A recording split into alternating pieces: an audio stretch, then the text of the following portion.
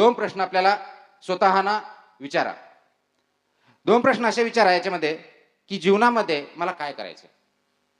कदाचित कुणाला शिक्षक व्हायचं असेल, कुणाला राजकारणी व्हायचं असेल, कुणाला प्राध्यापक व्हायचं असेल, कुणाला तहसीलदार व्हायचं असेल, PSI व्हायचं असेल, कलेक्टर व्हायचं असेल, उद्योजक व्हायचं असेल, काही होऊ शकतं. मला काय व्हायचं हा प्रश्न विचारा आणि ह्या प्रश्नाचं उत्तर तुम्हाला काही 2 मिनिटात भेटणार नाही. याच्यावरती खूप सखोल विचार करावा लागेल.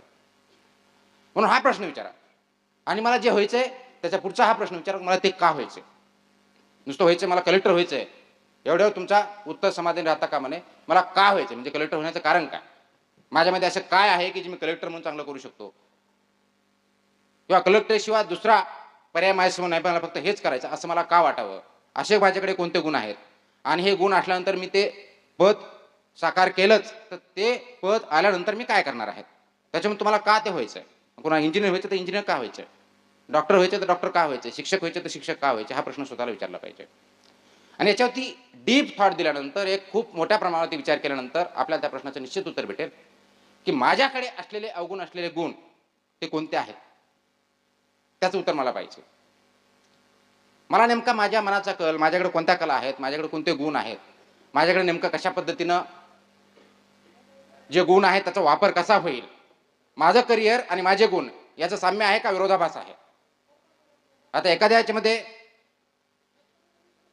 हळूहळू तिकडे डोअरमध्ये, काय नाव तुमचं, इथं भाषण करायला आपण आलेलो नाहीये, ते तिकडे समोर जा जरा. तर माझ्यामध्ये असे कोणते गुण आहेत जे की मी त्या पदावर काम करताना त्याचा उपयोग होईल का. माझ्यामध्ये विरोधाभास आहे आणि म्हणून माझं करिअर निवडताना या गोष्टीचा निश्चित विचार केला पाहिजे की माझं करिअर जे निवडणार आहे ते माझ्या विचारांशी, माझ्या आचारांशी, माझ्या गुणांशी साधक बाधक असलं पाहिजे. आता कोणाकडे खेळाडूची खूप वृत्ती आणि त्यांनी सांगितले की नाही मला IAS व्हायचं आणि IAS मध्ये तुम्हाला 24 तास काम करावं लागतं. 24 तास काम केल्यानंतर त्याचा जो खरा गुण आहे, खेळाडू एखाद्या खेळामध्ये नैपुण्य, त्याला बॅडमिंटनमध्ये आहे किंवा लॉन टेनिसमध्ये आहे, तर ते नैपुण्य मी ते जोपासू शकणार आहे का. मला IAS झाल्यानंतर, कलेक्टर झाल्यानंतर किंवा SP झाल्यानंतर किंवा उद्योजक झाल्यानंतर त्याच्यामध्ये मला आनंद भेटणार आहे का. आणि तो जर भेटणार नसेल तर कदाचित आपण करिअर चुकीच्या दृष्टीने निवडतोय. म्हणून करिअर निवडताना हे खूप कॉन्शियसली हा डिसिजन घेतला पाहिजे की माझे जे गुण आहेत ते जीवन, ते काम करताना मला आनंद होईल का, तो एन्जॉय करेल का, का फक्त मी काम करून म्हणून बघणार आहे, एक नोकरी म्हणून बघणार आहे. कोणत्याही प्रोफेशनकडे तुम्ही नोकरी म्हणून जर बघत असाल तर माझ्यामध्ये हा फॉर्म त्यासाठी नाही आहे. मी तुम्हाला नोकरी कशी करायची किंवा नोकरी साध्य कशी करायची यासाठी तुमच्याकडे मी आलेलो नाही आहे. मी तुमच्यासमोर तुम्ही करिअर कसं करावं हे सांगण्यासाठी आलेलो आहे. आणि करिअर कशामध्ये असू शकतं, कशामध्ये असू शकतं, तर ते करिअर निवडताना खूप चांगला विचार करून निवडलं पाहिजे. मग तुम्ही ज्या लेवलला आहात त्यावेळी विचार करा, 10वी-12वीची मुलं असेल तर त्यावेळेस विचार करा, ग्रॅज्युएशन झालेलं असेल तरी विचार करा. कारण तुम्ही एक वेळेस करिअर केल्यानंतर, एखादी नोकरी केल्यानंतर 10 वर्षांनी परत तो निर्णय तुम्ही बदलू शकणार नाही. तो एक वेळेस गेल्यानंतर तुमचं हे एज निघून गेल्यानंतर परत त्याच्यामध्ये तुम्हाला संधी भेटणार नाहीत. आणि म्हणून हा विचारपूर्वक निर्णय घ्यायचा आहे. याच्यामध्ये विचार करताना आपल्या अनेक मित्रांशी चर्चा करा, आईवडिलांशी करा, भाऊबंधकाशी करा, त्याचबरोबर आपल्या शिक्षकांची करा. जिथं जिथं आवश्यक असेल ते गायडन्स घ्या. आजकाल इंटरनेट आहे, इंटरनेटवरती वाचा त्या करिअरमधल्या संधी काय आहेत.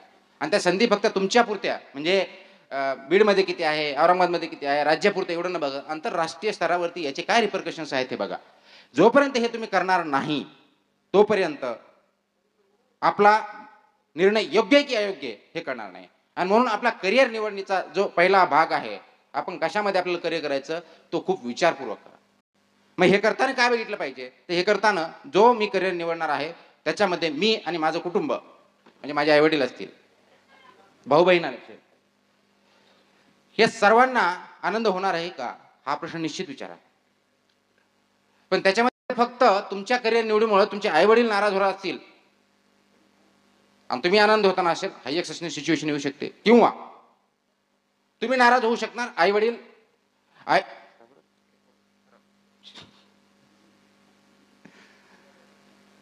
किंवा तुमचे आईवडील आनंद होत असतील, तुम्ही नाराज होणार अशी सिच्युएशन असू शकते.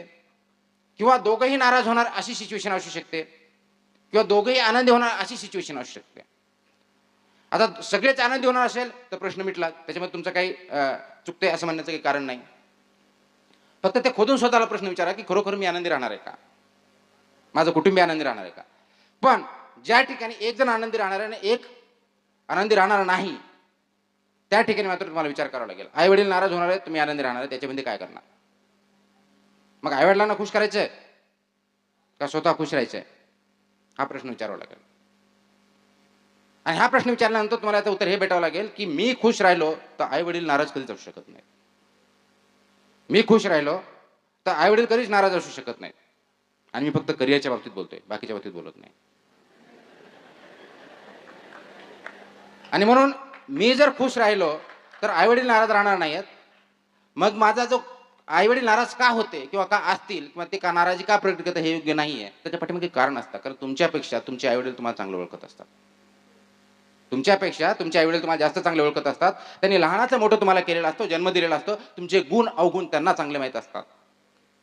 आणि म्हणून ते सांगत असतात की बाबा हे तुझ्यासाठी योग्य काय योग्य. कदाचित ते शिकलेले नसतील, कदाचित ते ग्रॅज्युएट झालेले नसतील, पण ते शिक्षित आहेत.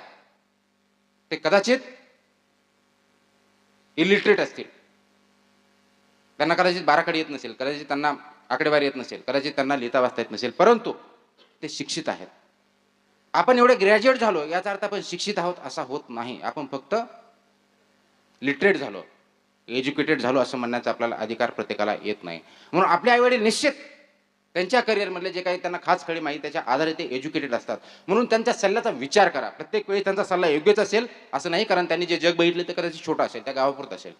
तुम्ही कदाचित अभ्यास करून आंतरराष्ट्रीय समान लेवलचं बघितलं असेल, राज्य स्तरावरचं बघितलं असेल, देश पातळीवरचं बघितलं असेल, मग कदाचित त्या गोष्टी तुम्हाला माहीत असतील, तर त्यांच्यावर शेअर करा, त्यांच्यावर बोला आणि मग त्यांचा काय त्याच्यातून व्ह्यू होतो ते बघा. आणि ते जे म्हणतात त्याच्यावरती विचार करा आणि त्या विचारा अंती निर्णय घ्या. हे ज्यावेळेस आई वडील नाराज होतील किंवा आपले मित्रमैत्री नाराज होतील किंवा आपले नातेवाईक नाराज होतील त्यावेळेसची गोष्ट. समजा तुम्हीच नाराज असाल, ते सगळे जर खुश असतील, तो निर्णय चुकूनही घेऊ नका.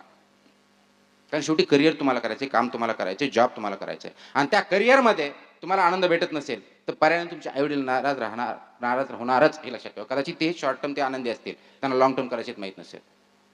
तुमच्या आनंदात त्यांचा आनंद असतो. म्हणून अशा परिस्थितीमध्ये सुद्धा हा विचार करा की मी जर नाराज होणार असेल तर खरोखर नाराज होणार आहे का आईवडील जे मला सांगतात, माझे आप्तेष्ट सांगतात, माझे मित्रमंडळी सांगतात, त्याच्यामध्ये काही तथ्यांश आहे त्याचाही मी विचार करणं गरजेचं आहे. आणि म्हणून हे करिअर निवडताना खूप फोकसने करायचं. मग आपल्याकडे काय ऑपॉर्च्युनिटी आहे ज्याच्यामध्ये करिअर मी निवडलं पाहिजे. कदाचित तुम्ही चांगले शिक्षक पण होऊ शकता, कदाचित तुम्ही चांगले शिक्षक होतात आणि आपल्या जिल्ह्यामध्ये चांगली प्रथा आहे त्याच्यामध्ये की 10वी मध्ये मार्क भरपूर घ्यायचे, 11वी 12वीला कोणत्या तरी एका कॉलेजमध्ये एंट्री घ्यायची जिथं भरपूर मार्क्स भेटतात, कॉपी केली जाते. ते मार्क्स भेटल्यानंतर डीएडला एंट्री काय डीएडला प्रवेश घ्यायचा. डीएड झालं की लग्न करायचं. लग्न करताना हुंड्यामध्ये जेवढे मी ते संस्था चालकाला पैसे देतो तेवढा हुंडा घ्यायचा आणि दोघांनी आपले कामं करायचे. याला मी शिक्षक म्हणत नाही, याला मी बाजारीकरण म्हणतो. हा शिक्षक नाही आहे. शिक्षक होण्याचा हा पद्धत नाही आहे.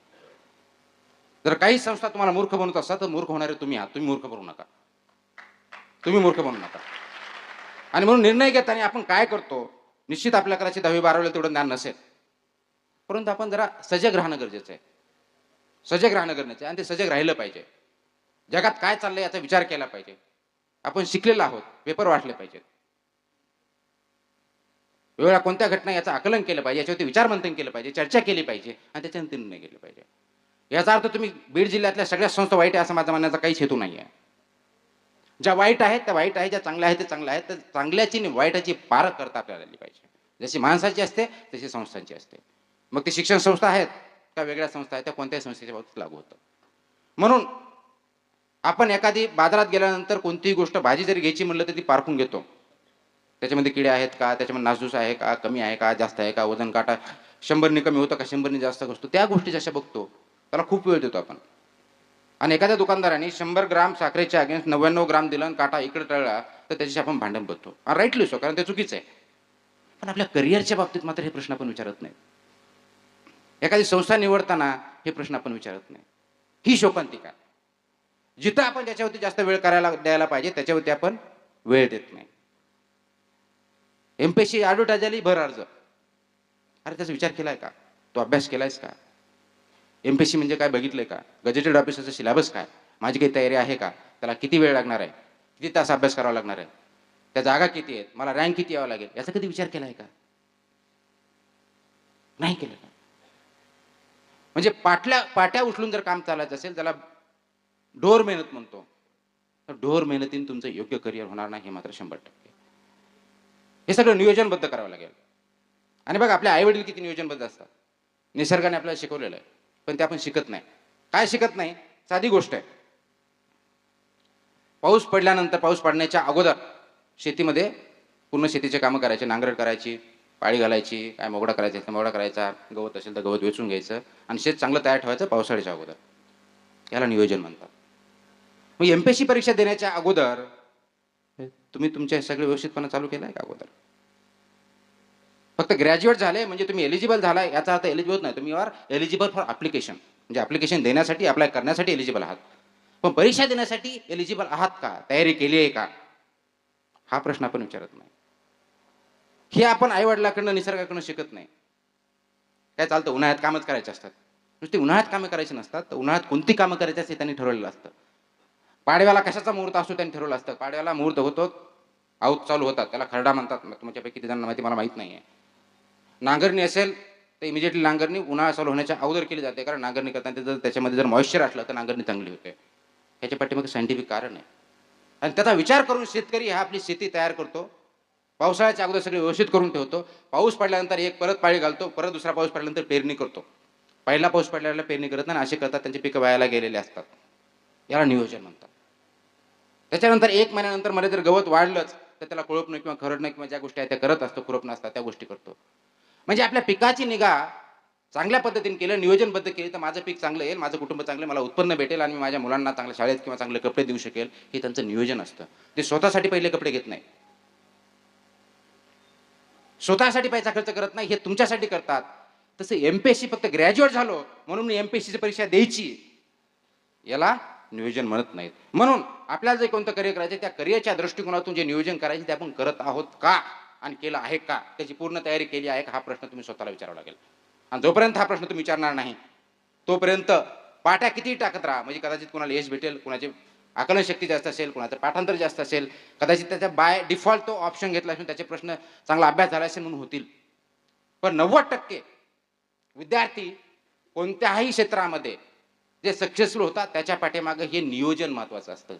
नियोजनाशिवाय 99% कोणीही सक्सेसफुल झालेलं नाही आणि होणारही नाही. कारण तुम्हाला जे काम करायचं त्याचं नियोजन नसेल तर त्याचा परिणाम चांगला होणार नाही, नियोजनमध्ये होणार नाही. इकडे तिकडे तुम्ही कुठेतरी भरकटणार, इकडे तिकडे कुठेतरी भरकटणार. तुम्हाला उदाहरण म्हणून सांगतो, नारायण मूर्तीचं नाव ऐकलं असेल तुम्ही, ऐकले? इन्फोसिस ही कंपनी आहे, बरोबर आहे. 1980च्या दशकामध्ये हे 3 मित्र होते, ग्रॅज्युएट झालेले, इंजिनियर झालेले, नोकरीच्या शोधात मुंबईला आलेले होते. एका फ्लॅटमध्ये राहत होते. कदाचित काही जणांना वाटलं असेल, नसेल तर मी तुम्हाला स्टोरी सांगतो. नोकरी शोधत होते. म्हणजे इन्फोसिसचे जे फाउंडर मेंबर्स आहेत नारायण मूर्ती, आपण त्यांच्याबद्दल, त्यांचे आणखी 2 मित्र मुंबईत नोकरी करत होते, एका फ्लॅटमध्ये राहत होते. नोकरी शोधता शोधता कुठेतरी नोकरी करायची, त्यानंतर विचार केला की नाही, आपल्याला काही जमत नाही, आपल्या याच्यामध्ये इंटरेस्ट नाही, आपण काहीतरी वेगळं केलं पाहिजे. आणि म्हणून त्यांनी एक 5-6 महिन्याच्या काळामध्ये ठरवलं की नाही, आपल्याला नोकरी नाही करायचं, आपल्याला काहीतरी नोकरी देणार व्हायचं, कंपनी स्थापन करायची. म्हणून त्यांनी कंपनी स्थापन केली. अगदी 1000-2000 रुपयापासून कंपनी स्थापन केली. कंपनी स्थापन करण्यासाठी लायसन्स लागतात. त्यावेळेस लायसन्स राज होता, आता लायसन्स लागत नाही. 1991 नंतर आपली पॉलिसी बदलली म्हणून लायसन्स लागत नाही. ते लायसन्स भेटण्यासाठी मग आमचं कलेक्टर ऑफिस असेल, ते इंडस्ट्री असेल, तिथे लायसन्स देण्यासाठी पैसे लागायचे. पैशाशिवाय लायसन्स भेटत नाही. त्यांनी काय केलं? पैसे दिले नाही. त्यांनी पैसे दिले नाही. त्यांनी ठरवलं होतं मी जर उद्योग करणार तर प्रामाणिकपणे करणार, लिगली करणार, त्याच्यात ज्या अडचणी असेल ते मात करणार. आणि म्हणून त्यांनी कुठेही पैसा दिला नाही. आणि त्या प्रिन्सिपल जेवढे अडथळे येतील तेवढे अडथळे पार करत आज ती कंपनी जगामधली पहिल्या 500 कंपनीपैकी एक कंपनी जगामधली आहे. ती आज कार्यकाळ किती झाला त्याला? फक्त 30 वर्ष. म्हणजे ज्यावेळेस कदाचित तुम्ही जन्माला नसाल किंवा जन्माला असाल तेव्हापासून सुरू झालेलं. आज कंपनी पहिल्या 500 कंपनीमध्ये आहे. भारतातल्या टॉप 5 मधली कंपनी आहे ती. लाखो करोडो लोकांना एम्प्लॉयमेंट देते. थाउजंड्स ऑफ करोड्स ऑफ त्यांचा बिझनेस आहे. सुरुवात केली 1000 रुपयापासून. ठरवलं काय? प्रामाणिकपणे काम करायचं. ठरवलं काय? कोणत्याही इलिगल मार्गाचा, इमॉरल मार्गाचा मी वापर करणार नाही. कष्ट करण्याची तयारी, शिकण्याची तयारी, पैसा हा अडथळा नव्हता. त्यांचे आईवडील श्रीमंत नव्हते, जसे तुमचे माझे असतील तसे त्यांचे शिक्षक वगैरे होते. ती कंपनी आज जर 5,000 कोटीच्या पुढे पहिल्या 500 जगातल्या कंपन्यांमध्ये येत असेल, भारतातल्या टॉप याच्यामध्ये राहत असेल, तर त्याच्या पाठीमागे काहीतरी नियोजन होतं. त्याच्या पाठीमागे भरपूर कष्ट होते. फक्त नियोजन करून चालत नाही. आपल्याला नेहमी असतं 10वीला गेलं की आपले आईवडील सांगतात, पर्टिक्युलर शिक्षक किंवा शिकलेले असतात, सकाळी 7 वाजता उठायचं, 7:30 पर्यंत तयार व्हायचं, 7:30ला शाळेला जायचं, 1 वाजता शाळेत आल्यानंतर 1 ते 1:30 जेवण करायचं, 1:30 वाजल्यापासून 5 वाजेपर्यंत अभ्यास करायचा, 5 ते 5:15 ब्रेक घ्यायचा, 5:15 ते परत 8 पर्यंत अभ्यास करायचा, 8 ते 8:30 लंच डिनर करायचं, 8:30 ते 12 पर्यंत परत अभ्यास करायचा, 12 हा टाइम टेबल असतो. आणि तो भिंतीला लावतो आपण टेबलच्या समोर. हे झालं तुमचं नियोजन. फक्त ते भिंतीवरच राहतं, प्रॉब्लेम तिथे. हे सगळं नियोजन फक्त भिंतीवर राहतं. आणि हे जो नियोजन पाळतो तो पुढे जातो, तो मेरिटमध्ये येतो, त्याचं सक्सेसफुल होतं. हा फरक आहे तो. फक्त नियोजन करून चालणार नाही. नियोजन हा पहिला टप्पा आहे. पण फक्त नियोजन केलं म्हणून तुम्ही यशस्वी होणार नाही, ॲब्सोल्युटली होणार नाही. नियोजन केल्यामुळं फक्त यशस्वी होणार नाही. भारताच्या आतापर्यंत कोणता प्लॅन चालू आहे माहित नाही. कितवा? 14वा? 12वा? भारत स्वातंत्र्य झाल्यानंतर आपण नियोजन विभाग केला. आता 12वा प्लॅन चालू आहे. 12वा अनेक प्लॅनच्या माध्यमातून आपण विकास करत आहोत. त्याच्यात काय त्रुटी असेल पुढच्या याच्यामध्ये आपण दुरुस्त करतो. अशा आपण प्लॅन करतो. आणि म्हणून आपण गरिबीच्या जेवण धान्य भेटत नव्हती, परंतु धान्याच्या सरप्लस याच्यापर्यंत आपण आलेलो आहे. उद्योगधंद्यापर्यंत आलो आहे. फक्त शेतीशिवाय दुसरं काही नव्हतं ना. आता अगदी रॉकेट सायन्सपर्यंत आपण गेलो. हे नियोजनाचा भाग झाला. पण नियोजनाबरोबर ते इम्प्लिमेंट केलं म्हणून झालं. नियोजनाशिवाय काही शक्य नाही. पण फक्त नियोजनामुळे तुम्हाला यश भेटणार नाही. नियोजनावरती अंमलबजावणी त्याच्यापेक्षा जास्त महत्वाची आहे. जोपर्यंत तुम्ही ती अंमलबजावणी करणार नाही तोपर्यंत काम होणार नाही. दुसरं उदाहरण देऊन सांगतो. याच ठरवलं मी, आज रविवार आहे. रविवार असल्यामुळे मी आज मित्रांनी पार्टी ठरवली. काय झालंय? मी उदाहरण देतोय, कारण पार्टी काय मी पार्ट्या करत नाही. तुम्ही करत असाल म्हणून ते पार्टीचं उदाहरण देतोय. आणि आम्ही ठरवलं की दुपारी किंवा संध्याकाळी डिनरला जायचं आहे. इथे धाब्यावर जाता का हॉटेलवर जायची सवय इथे? कशावर? धाब्यावर का हॉटेलवर? धाब्यावर. त्या धाब्यावर जायचं, नॉनव्हेज व्हेज काय खायचं असं नियोजन केलं 5-6 जणांनी. की 6 वाजता ते जमायचं, बरोबर आहे. 7 वाजता 8 वाजता जो काय वेळ असेल ते ठरवलं. 7 जणांनी यायचं. आणि त्यांनी ठरवलं की व्यवस्थितपणे आपण व्यवस्थित टिपटॉप यायचं, चांगले कपडे घालायचे, बाईक शोधती यायचं. म्हणजे जे यंग मुलं असतात, म्हणजे अजून तसं मी यंग आहे, पण जे यंग मुलं असतात त्याच्यामधला जो जोश असतो त्याप्रमाणे मग एन्जॉय करायचं असं ठरवलं. आणि त्याच्यावर हे ठरवलं होतं, कारण माझा त्याच्यातला जो हुशार असतो तो काय करतो आणि जो तेवढा हुशार नसतो तो काय करतो. आता जो माझा आठवड्याभराचा टाइम टेबल असतो त्याच्यामध्ये मी पार्टीला गेलो म्हणजे रात्रीचा माझा अभ्यास कमी पडणार हे मी ठरवतो, हुशार होईल का, बरोबर. माझ्या रात्रीचे मी जर 9 वाजता जायचं किंवा 8 वाजता जायचं तर 7 वाजल्यापासून मला जावं लागेल. रात्री 12 वाजता वगैरे धरलं म्हणजे 5 तास माझा अभ्यास बुडणार. असे हुशार मुलगा काय करतो, फाईन इनफ. मग माझा 5 तास अभ्यास बुडणार आहे ना, तर मी काय केलं पाहिजे, म्हणजे आदल्या रात्री थोडा 1 तास वाढवेल, त्याचा अभ्यास करेल. दुसऱ्या दिवशी सकाळी लवकर उठेल, तिथे 1 तास वाढवेल. रात्री 12 आल्यानंतर परत 1 तास वाढेल. असं 3-4 तासाचं मी गॅप भरून काढेल. आणि दुसऱ्या दिवशी आणखी 1-2 तासाचा गॅप भरून काढेल. आणि मी 7 वाजता तयार होऊन तिथे जाईल. जो तेवढा हुशार नसतो काय करतो, 9 वाजता आपण हे करू, 9 वाजता ते करू, हे करू, इकडे जा तिकडे जा, कपडे इस्त्री कर, हे कर ते कर. त्याच्यामध्ये 4-5 तास दिवसाचे घालणार, ते 4-5 तास घालणार, 10 तास वाया घालणार. आणि तिथे जाऊन काय करणार, जेवणच येणार तुम्ही, दुसरं काय करणार नाही. तिथे जेवणच येणार, मित्रावर गप्पा मारणार. पण त्या कार्यक्रमासाठी तुमचं हे नियोजन तुम्ही बिघडलं हे लक्षात ठेवा. आता महत्व काय, तुमचं पार्टी करणं हे महत्वाचं आहे का तुमचं करिअर महत्वाचं आहे हे तुम्हाला ठरवावं लागेल. याचा अर्थ तुम्ही पार्टी करू नका असं माझं म्हणणं नाही. पार्टी करा, पण तुमच्या करिअरच्या आड येऊन पार्टी करू नका. आपण जे प्राईम फोकस आहे त्या फोकसला दूर ठेवून करू नका. तुमचा फोकस पार्टी करणं हे तुमचं ध्येय नाही आहे. आणि तुमचं पार्टी करणं ध्येय असू शकतं, मग असू शकतं मला दररोज पार्टी 5 स्टार हॉटेलमध्ये जेवायला जायला पाहिजे, माझं ध्येय असू शकतं. किंवा महिन्यातून मी एक कमीत कमी जीवनातून मुंबईला गेलो की ताज हॉटेलमध्ये मला जेवायला पाहिजे आणि 1 दिवस मला रात्र तिथं राहायचं, हे माझं ध्येय असू शकतं. चूक काहीच नाही त्याच्यात. पण फक्त ते म्हटलेलं होणार नाही, त्यासाठी तुम्हाला कष्ट घ्यावं लागेल. कारण ताजमध्ये 1 रात्र राहायचं तुम्हाला कमी 50,000 रुपये लागणार. तर 50,000 याची तुमची लायकी पाहिजे. त्यासाठी तुम्हाला तेवढे पैसे कमावं लागतील. ते पैसे कमावण्यासाठी तुम्हाला काहीतरी बनावं लागेल. म्हणून ते जर मला अचीव करायचं असेल तर हे मधलं नियोजन तुम्ही कोलबडून देऊ नका. आणि आपण इथंच चुका करत असतो की शॉर्ट टर्म एन्जॉयमेंटसाठी लॉंग टर्म करिअर मधल्या गोष्टी आपण कॉम्प्रोमाइज करतो. आणि ज्या दिवशी तुम्ही ह्या गोष्टी कॉम्प्रोमाइज चालू करता त्यावेळेस तुमच्या करिअरच्या संधी कमी कमी कमी कमी होत जातात. जेवढे जास्त कॉम्प्रोमाइजेस तेवढं सक्सेस होण्याचा चान्सेस कमी. जेवढे जास्त कॉम्प्रोमाइजेस. आणि आपण हिंदू संस्कृतीनुसार आणि भारतामध्ये मुस्लिम संस्कृती, हिंदी संस्कृती, ख्रिश्चन संस्कृती बघितल्या तर वर्षातले प्रत्येक महिन्याला एक सण असतो आपल्याकडे. प्रत्येक महिन्यात दिवाळी, होळी, पाडवा, हे ते सगळं. म्हणजे महिन्यातले तुमचे 4-5 दिवस तर असेच जाणार आहेत. म्हणजे वर्षातले जर 60 दिवस तुम्ही तुमच्या सणासुदीच्या एन्जॉयमेंटमध्ये घालवत असाल तर तुमच्या करिअरचे दर वर्षातले 60 दिवस तुम्ही कमी करता, एवढं लक्षात ठेवा. तुम्हाला सणासुदी एन्जॉय करून मिळत नाही, करा. पण ते परमनंट करण्यासाठी काही दिवस ह्या गोष्टीला मुरड घालावं लागणार आहे. तुमचं सामाजिक जीवन जे आहे ते बंद करावं लागणार आहे. अगदी नातेवाईकांना महिन्यानुमहिने वर्षानुवर्ष भेटण्याची न भेटण्याची तुम्ही तयारी पाहिजे. हे डेडिकेटेड तुमच्यामध्ये असावं लागणार आहे. तरच तुमचा जेवढा मोठा गोल असेल तेवढं जास्त डेडिकेशन लागणार आहे. तरच तुम्ही सक्सेस होऊ शकता. तो पण सक्सेस होऊ शकत नाही, अजिबात होऊ शकत नाही. तुम्ही बघा आपल्या गावामध्ये किंवा आपण याच्यामध्ये, आणि मोस्टली शेतकरी असाल म्हणून मी त्या दृष्टीने उदाहरण देतोय. का बाहेरचे कुणी आहेत शेतकऱ्याशिवाय कुणी आहेत का जास्त? किंवा सिटीमधले असेल, आपण काही बीडमध्ये काही राहतात.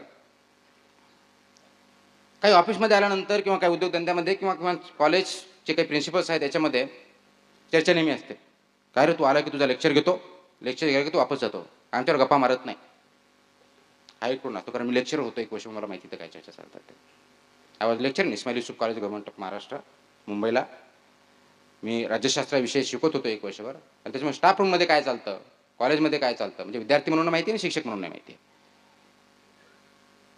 तर एखादा जो शिक्षक असतो तो फोकस राहतो की मला शिकवायचे, माझे एवढे 5 तास आहेत, 5 तास आलं, मी सकाळी 5 तास केले, त्याच्यानंतर मी लायब्ररीत जाऊन बसलो, अभ्यास केला, घरी गेलो. हा एकलकोंडा आहे, काय मिसळत नाही, काय कामाचं नाही, सोडून द्या. एक बाब. दुसरा असतो तो सकाळी 9 वाजल्यापासून येतो, संध्याकाळी 6 वाजेपर्यंत येतो, ना लेक्चर घेतो ना अभ्यास करतो, पण स्टाफ रूममध्ये मात्र चहा पे सगळं गप्पा मारत असतो.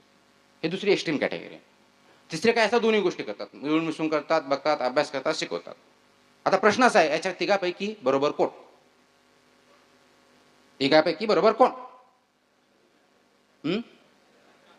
नाही, मला ऐका येत नाही. पहिला, दुसरा का तिसरा? तिसरा. Very good. पहिला. ओके.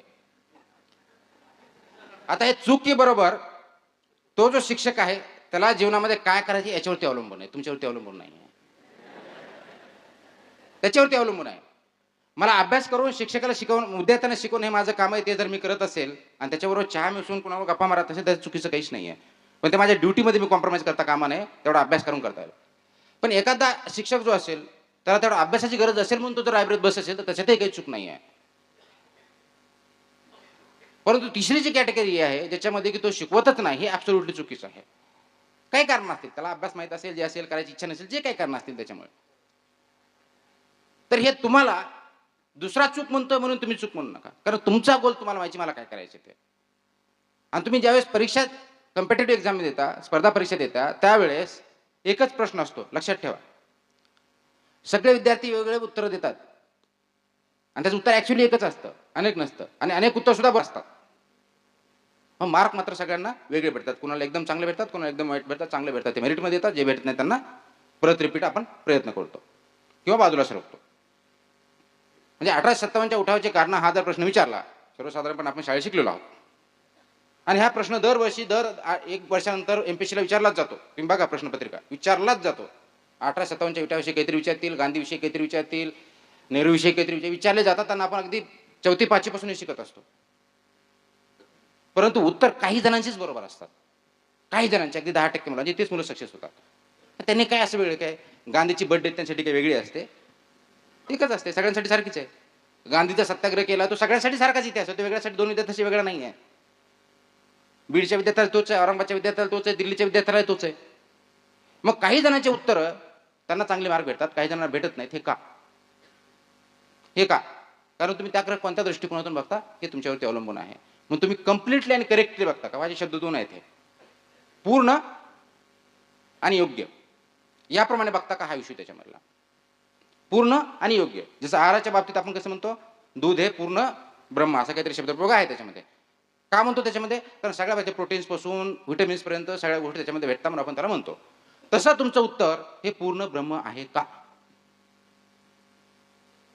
हे जोपर्यंत तुम्ही विचारणार नाहीत, म्हणजे स्पर्धा परीक्षेचं असेल ना, ते ग्रॅज्युएट लेवलचं असेल, कोणत्याही परीक्षा असतील, तोपर्यंत तुम्हाला अत्युच्च मार्क किंवा बेस्ट मार्क भेटणार नाही. आणि जोपर्यंत तुम्हाला बेस्ट मार्क भेटणार तोपर्यंत तुम्ही क्वालिफाय होणार नाही कोणत्याही परीक्षेमध्ये.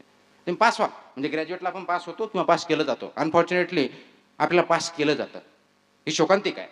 आपल्या हायर एज्युकेशनमधली एक शोकांतिका आहे की आपल्याला पास करावं लागतं. वेगळे कारण आहेत त्याच्यामध्ये, अनेक कारण आहेत. आणि ह्या पास होण्याच्या किंवा पास करण्याच्या संस्कृतीमुळे आपण अनेक पिढ्या बर्बाद केल्या. माझं कॉलेज चालवायचं आहे, कॉलेजमधला स्टाफ वाढवायचा आहे, माझे विद्यार्थी कमी झाले, मी नापास केले, तर पुढच्या वर्षी मला तेवढी स्टाफ येणार नाही, त्याच्यामुळे माझी स्टाफची स्ट्रेंथ कमी होईल. हे एक कारण झालं. दुसऱ्या बाजूला माझ्या विद्यार्थ्याला तुम्ही नापास करता, तुम्हाला नोकरीत राहायचंय का? दुसरं कारण. तुम्ही माझ्या संस्थेत काम करता, माझं हे ते, आणि माझ्या विद्यार्थ्यांना नापास करा, तुम्हाला अधिकार कोणी दिला? हे दुसरं कारण. पण ह्या संस्कृतीमुळं आपण पिढ्या बर्बाद करतो, हे मात्र व्यवस्थितपणे विसरून चाललोय. हे विसरता कामा नये. हे तुमच्यासाठी माझ्यासाठी बरं नाही आहे. आणि म्हणून जे आपण असेसमेंट करतो, परीक्षा ही असेसमेंटसाठी असते, तुम्हाला पास किंवा फेल करण्यासाठी नसते. तुमचं असेसमेंट होत नाही, तुमचं असेसमेंट होत नाही. पर्यायानं तुम्हाला वाटतं आम्ही 10 पुरवण्याला लागले मला जास्त मार्क भेटतात, आणि काही अंशी ते मी स्वतः अनुभवलेल्या गोष्टी त्या ग्रॅज्युएट लेवलला, मी कॉम्पिटेटिव्ह गोष्टी करत नाही, मी ग्रॅज्युएट लेवलची गोष्ट करतोय, कॉलेज लेवलची गोष्ट करतोय. आणि ह्या संस्कृतीमुळं आपल्यामधले अनेक विद्यार्थी चुकीच्या मार्गाने जातात. कारण त्यांना पास झालं वाटलं की आपण वर्षभर काही न करता पेपरमध्ये काहीही लिहून आपण पास झालो म्हणजे आपण हुशार आहोत, हा भ्रम होतो. आणि हे भ्रम तयार करायला आपण जबाबदार आहे, शिक्षक किंवा आपली शैक्षणिक जी व्यवस्था आपण लावली ती जबाबदार आहे. म्हणून ते वेळीच विद्यार्थ्यांना असेसमेंट जर प्रॉपरली दिलं तुम्ही की नाही, हे तुमच्या उत्तरामध्ये ह्या चुका आहेत, ह्या तुम्ही सुधारा, इथं तुमची कमतरता आहे, इथं माहिती कमी आहे, इथं आकलन कमी आहे, इथं विश्लेषण कमी आहे, लिहिण्याची पद्धत चुकीची आहे, अक्षर चुकीचे आहे, पॅरेग्राफ बरोबर नाही आहेत, इंट्रोडक्शन बरोबर नाही आहे, कंक्लुजन चुकीचं आहे, प्रश्न विचारला आहे उत्तर लिहिता दुसरं. ह्या गोष्टी तुम्ही जर ग्रॅज्युएशन लेवलला किंवा शाळेमध्ये आपण सांगत राहिलो तर पर्यायानं उत्तर चांगले लिहिण्याची किंवा असेसमेंटची त्या विद्यार्थ्याची सवय लागेल. येस, मी इथं चुकतो आहोत म्हणून ते इम्प्रूव्ह केलं पाहिजे. हे चुकताना याप्रमाणे काम कर, याप्रमाणे अभ्यास कर, हे जर आपण त्यावेळेस सांगितलं तर पर्यायानं आपले विद्यार्थी ग्रॅज्युएट होईपर्यंत चांगल्या प्रकारचे तयार होऊ शकतात. पण अनफॉर्च्युनेटली गेल्या अनेक वर्षामध्ये हे चुकीच्या पद्धतीने चाललंय, आणि हे जो पण चालणार आहे तोपर्यंत अनेक पिढ्या बर्बाद होतील.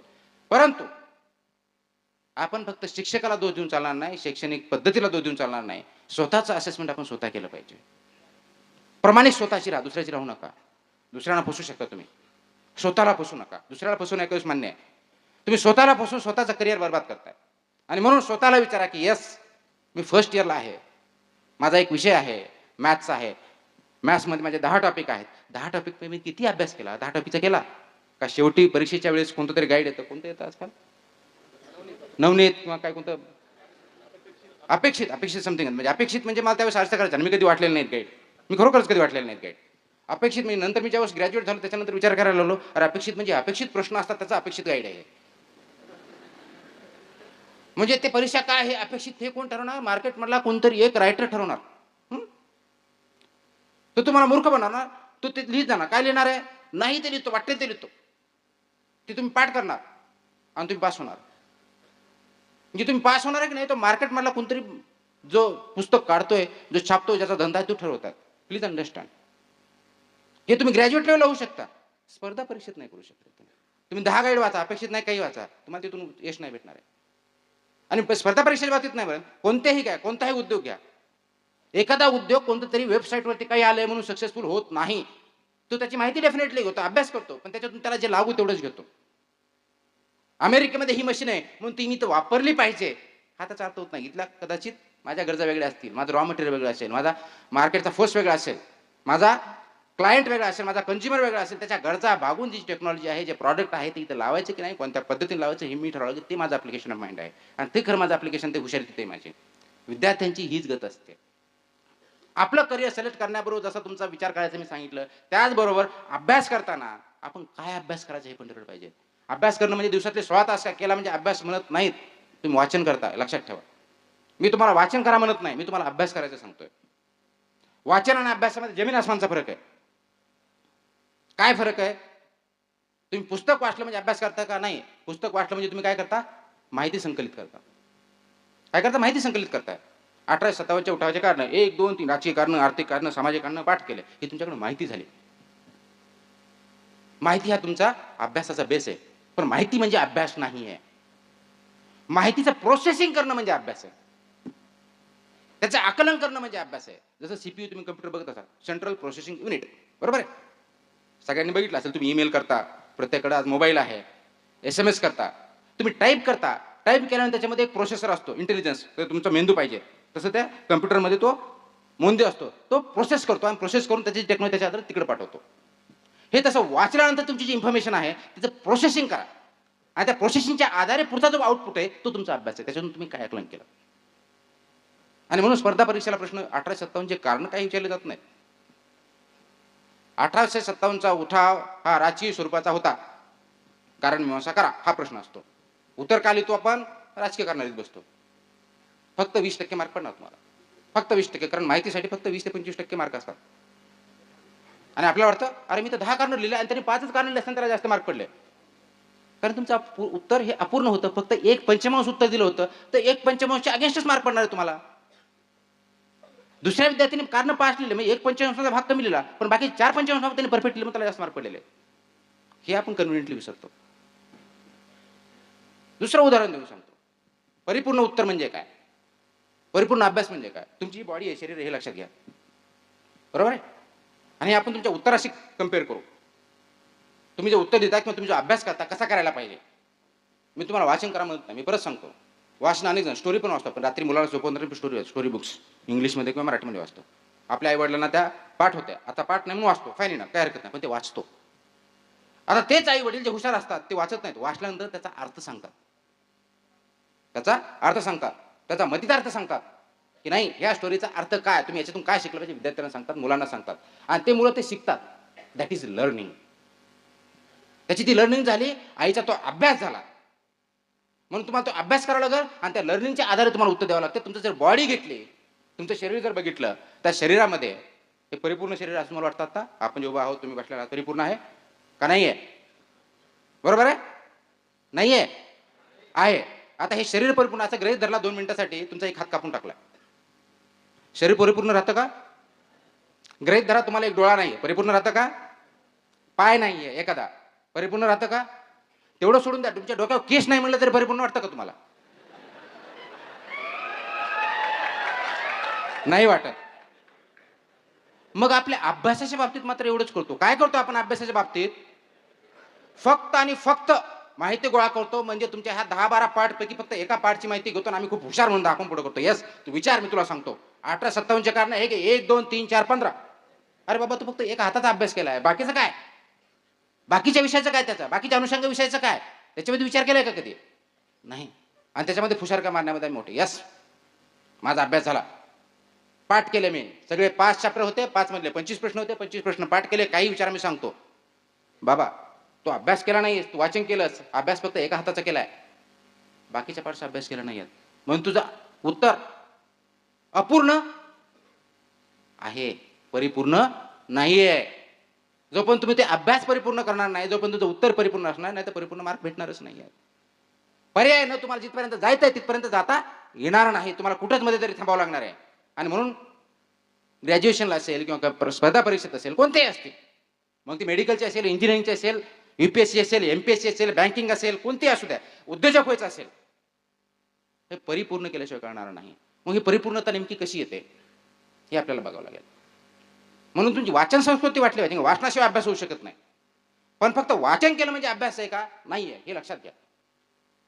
फक्त वाचन म्हणजे अभ्यास नाहीये. जसं शरीर व्यवस्थित ठेवण्यासाठी आपण दररोज व्यायाम केला पाहिजे, वेगळ्या प्रकारचं अन्न खाल्लं पाहिजे. फक्त दररोज नॉनव्हेज खाल्लं किंवा दररोज तूप खाल्लं काय होतं? आवाडव्य होतो आपण, बरोबर आहे. कारण शरीराच्या गरजा वेगळ्या आहेत, तशा ग्रॅज्युएशन लेवलच्या गरजा वेगळ्या आहेत, तशा स्पर्धा परीक्षेच्या गरजा वेगळ्या आहेत, तशा मेडिकल एंट्रन्सच्या गरजा वेगळ्या आहेत, त्या MPSCच्या गरजा वेगळ्या, UPSCच्या गरजा वेगळ्या आहेत. त्याची जी गरज आहे तुम्ही ते भागवताय का? दुसरी गोष्ट, आपण चांगलं राहायचं म्हणजे काय करतो? नीटनेटके कपडे घालतो, लेटेस्ट फॅशन डिझाईन जे कपडे असतील ते घेतो, बरोबर आहे. जमलंच तर गॉगल असेल तर गॉगल पण वापरतो. सगळ्या गोष्टी का? नीटनेटके पटात द्या का म्हणून. काय त्याला त्याला आता चांगल्या भाषेत सांगायचं ज्याला त्याला प्रेझेंटेशन स्किल्स म्हणतात. पण तुमचं उत्तर लिहिताना मात्र तसं असतं का? हा पॅराग्राफ व्यवस्थित पाहिजे, एका सिस्टमॅटिक पाहिजे, पॅराग्राफ चेंज होताना ह्या कलर, जसं तुम्ही कलर कॉम्बिनेशन शर्ट्स आणि पॅन्टचा कलर कॉम्बिनेशन, जसं मी ब्ल्यूला ब्ल्यू घातलं, तसं उत्तरामध्ये बघता का की नाही ह्या पॅराग्राफ संपल्यानंतर त्याचा पॅराग्राफ पुढचा जो आहे तो त्याला कनेक्टेड पाहिजे. मी माझा जर कलर फेअर आहे तर मला डार्क कपडे घातले पाहिजेत, माझा डार्क कलर असेल तर फेंट कपडे घातले पाहिजेत. तसं उत्तरामध्ये जसा प्रश्न आहे तसे उत्तराचा विचार करतो का आपण? मग स्वतःच्या दिसण्यासाठी एवढा प्रश्न, साहजिक स्वतः चांगलं दिसावं, चांगलं प्रेझेंट करावं, हे मानवी नैसर्गिक वृत्ती आहे. कारण ते चांगलं करावं, चांगलं दिसावं, चांगलं म्हणावं म्हणून आहे. तसं तुमच्या उत्तराला चांगलं दिसावं, चांगलं करण्यासाठी प्रेझेंटेशन व्यवस्थित का नसावं? ते रिडेबल का नसावं? समोरचा जो शिक्षक असेल त्याला वाचावं असं वाटावं असं का नसावं? का मी पण असंच होतो अगोदर, म्हणजे स्टार्टिंगला मी तर सगळं लिहिलंय, मी सगळ्या प्रकारचे लिहिलं होतं, मी कंप्लीट होतो, माहिती पण लिहायचो, अनालिसिस पण लिहायचो, कारण मीमांसा पण करायचो. पण मुद्देसूद का लिहायचो माझे भांडा असेल, मी मुद्दे का लिहायचे, पॅराग्राफ का नाही? नंतर माझ्या लक्षात आलं की बाबा मी ताटामध्ये वाढलंय सगळं, पण त्या खाणाऱ्याला मिक्स आवडत नाही, त्याला वेगवेगळ्या कंपार्टमेंटमध्ये पाहिजे. आणि गरज माझी आहे, मार्क मला भेटवायचे, त्यांना नाही द्यायचे, ते काय देऊन मोकळी होतील. मग माझी गरज आहे, रिक्वायरमेंट ही आहे, त्याप्रमाणे मुद्दे लिहायला मला काय अडचण असेल, मुद्दे लिहिले. It makes a difference. तुमच्या प्रेझेंटेशन स्किल्स महत्वाचे आहेत. पण फक्त प्रेझेंटेशन स्किल्सवर चालत नाही. त्या प्रेझेंटेशनमध्ये काय आहे, तुम्ही भात त्याला खूप आवडतो म्हणून 4 प्रकारचा भात केला, फाईन इनफ. पण ते भाताला टेस्ट नसेल, मार्क नाही पडणार. खूप चांगलं सजावट केलं, त्याच्यावर काय काय टाकलं, वेगवेगळ्या प्रकारचं चायनीज हे ते सगळ्या प्रकारचा भात केला, आपण ते भात व्यवस्थित नाहीये, त्याची टेस्ट नाहीये, तो समोरचा माणूस खाणार नाही, तुमचं रेस्टॉरंट चालणार नाही. मग जशी सजावट लागेल त्याचबरोबर त्याच्यामध्ये कंटेंट पण लागेल, कंटेंट पण लागेल त्याच्यामध्ये. तो कंटेंट म्हणजे तुमचा अभ्यास आहे, तुमची माहिती आहे, माहितीच्या आधारे आकलन आहे, ते करतो का आपण? जसं शरीराला आपण सजवतो तसं आपल्या मनाला सजवतो का? मनाचा विचार करतो का? आतून आपले तेवढे चांगले आहोत का? का बाहेर दाखवायचे कारण आपले स्किल्स वेगळ्या ह्या जर असतील तर ह्या दुटप्पीने जरा दुटप्पी मनामध्ये आपण पुढे जाऊ शकणार नाही, एका लिमिटपर्यंत जाऊ शकतो, त्याच्या पुढे जाऊ शकत नाही. आणि म्हणून मला ज्यावेळेस एखाद्या स्पर्धा परीक्षेत यश भेटवायचं, माझ्या करिअरमध्ये यश भेटवायचं आहे, तर त्यावेळेस त्याचं सखोल नियोजन ज्या अशा प्रकारे जर केलं तरच आपण पुढे जाऊ शकणार आहे. कोणतीही परीक्षा असू द्या. तुम्ही बघा 12वीतले जे मेडिकलला विद्यार्थी जातात ते काय करतात, अगदी सुरुवातीपासून अभ्यास करतात. कशाचा अभ्यास करतात? अगोदर पहिल्या वेळेस चॅप्टर वाचतात, बरोबर. चॅप्टर वाचल्यानंतर प्रश्नपत्रिका बघतात, प्रश्नपत्रिका सोडवण्याचा प्रयत्न करतात, प्रश्न सोडवतात, त्या तपासून घेतात, तपासून घेऊन त्याच्यातल्या चुका आहे त्याच्यावर परत उत्तर लिहितात आणि ते परफेक्ट कसं होईल बघतात. म्हणजे काय करतात, त्यांचा गोल आहे एंट्रन्स पाहिजे, मला 90% मार्क पाहिजे, 90% मार्क भेटण्यासाठी काय काय करावं लागतं तुम्ही करणार. आता काय काय अर्थाचा वाईट घेऊ नका, फक्त अभ्यासाच्या दृष्टिकोन बोलतोय मी. सगळ्या गोष्टी नियोजन, मग मला एक वेळेस नाही जमलं, त्याच्यामध्ये एक त्रुटी राहिली, हा पॉईंट राहिला, पुढच्या वेळेस राहणार नाही बघणार, आणि प्रत्येक प्रश्नाच्या बाबतीत असं करणार. म्हणून त्यांना 90% मार्क भेटणार. ते मेडिकलला जाणार, मेडिकलमध्ये चालू असताना तेच करणार. आता सगळेजण मेडिकलला गेल्यानंतर सगळे सक्सेसफुल डॉक्टर होतात का? का नाही होत? का होत नाही? किंवा सगळेच जे आय एस झाले म्हणजे सगळेच चांगले कलेक्टर होतात असं आहे का? का का होत नाही? किंवा सगळे माणसाच्या जन्माला आले म्हणून सगळे माणूस होतात का? नाही होते सगळे माणूस. म्हणजे माणूस असतो आपण फक्त फिजिकली, खरोखर माणूस असतो का? माणसाची जी वैशिष्ट्य आहेत ते आपल्यामध्ये आहेत का, हा प्रश्न पण विचारला पाहिजे. आणि म्हणून जर त्या प्रोफेशनमधले सगळेच तसे नसतात, त्याच्यामध्ये काहीतरी कॉन्ट्राडिक्शन असतात, काहीतरी कमतरता असतात, म्हणून ते चांगले होत नाहीत. मेडिकल एंट्रन्स झाल्यानंतर तो मेडिकल पास होतो आणि जो खऱ्या स्किल्स अक्वायर करेल वैद्यकशास्त्राच्या, तोच चांगला डॉक्टर होतो. म्हणून त्याच्याकडे डॉक्टर जातात. म्हणजे काही ठिकाणी एमडी कडे जातात, काही ठिकाणी बीएमएस कडे जातात, पण काही ठिकाणी एमडी कडे पण जात नाहीत, काही ठिकाणी बीएमएस कडून जात नाहीत, कारण त्याच्याकडे त्या स्किल्स पाहिजे असतात. माणसाचा आजार ओळखण्याचा आणि त्याला योग्य प्रकारचा निदान करून त्याला व्यवस्थित ट्रीटमेंट देण्यात ज्याच्याकडे स्किल त्याच्याकडे जाणार, त्याला सक्सेसफुल आपण म्हणतो. ज्यांनी स्किल्स केलं नाही, पास झालेत, ते सक्सेसफुल होणार नाही. ते डॉक्टर आहेत पण सक्सेसफुल डॉक्टर नाही. तुम्ही इंजिनियर आहात पण सक्सेसफुल आहात का? तुम्ही माणूस आहात पण सक्सेसफुल माणूस आहात का? हा प्रश्न स्वतःला विचारावा लागेल. आणि म्हणून मला जर माझं करिअर करायचं असेल तर फक्त करिअर त्याच्यात करायचं नाही, मला ते सक्सेसफुल करण्याच्या दृष्टिकोनातून माझे करणं अपेक्षित ते मी केलं पाहिजे. म्हणून हे तुम्हाला आतापर्यंत जे सांगितलं, फक्त करिअर कसं निवडायचं याच्या बाबतीत मी तुम्हाला बोललो. करिअर निवडायच्या अगोदर स्वतःला विचारा, इंट्रोस्पेक्ट करा, प्रश्न विचारा की मी काय आहे, माझ्यामध्ये कोणते गुण आहेत, माझ्याकडे सुप्त गुण कोणते आहेत, माझ्याकडे चांगले गुण कोणते आहेत, माझ्याकडे वाईट गुण कोणते. त्याला स्वॉट अनालिसिस म्हणतात. आज घरी गेल्यानंतर सर्वांनी काही करायचं नाही, स्वतःचे पॉझिटिव्ह बाजू आणि निगेटिव्ह बाजू ह्या लिहून काढायच्या. एक दिवसात होणार नाही, 10 दिवस लागतील, पण लिहून काढा. तोंडात ठेवू नका, लिहून काढा. कुणाला दाखवू नका, आई वडिलांना दाखवू नका, मित्रमैत्रिणी दाखवू नका, स्वतःशी लिहा की माझे चांगले गुण हे, माझे वाईट गुण हे. हे झाल्यानंतर परत एक म्हणते तुमच्या कुठेतरी पॉकेटमध्ये ठेवा, SMS मध्ये ठेवा, कुठेतरी ठेवा, कुणाला दाखवू नका. हे झाल्यानंतर परत एक म्हणून ते वाचा. तुमचे चांगले गुण कोणते, वाईट गुण कोणते. तुमच्या लक्षात येईल की तुमचे चांगले गुण होते त्याच्यातले बरेच गुण तुमच्याकडे नाही आहेत, आणि जे वाईट गुण म्हणता करायची त्याच्यात तुम्हाला एखादा चांगला गुण सुद्धा सापडेल. याचा अर्थ काय होतो? याचा अर्थ असा होतो की आपण आपल्या स्वतःला ओळखत नाही. आपण स्वतःला ओळखत नाही, आणि ज्या माणसाने स्वतःला ओळखला तो खूप चांगल्या प्रकारे काम करू शकतो, जीवनाचा यशस्वी होतो.